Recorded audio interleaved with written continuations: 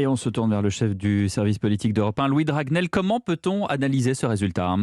Eh bien, c'est une vraie surprise, un scrutin extrêmement serré, avec le plus mesuré de tous, Yannick Jadot, qui sur le papier sort favori de ce premier tour. Il se retrouvera donc au deuxième tour face à Sandrine Rousseau, qui elle est sur une ligne très radicale, très dure.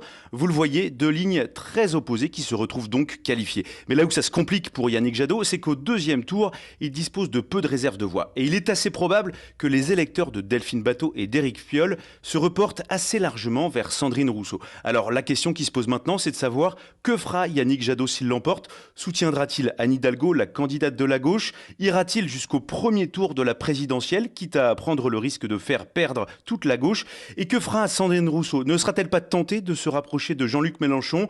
Même question, ira-t-elle aussi jusqu'au premier tour de la présidentielle ? En tout cas, à ce stade, pas de réponse. Une certitude dans tous les cas, compte tenu de l'état de la gauche, si elle part divisée au premier tour de la présidentielle, elle a très peu de chances de l'emporter.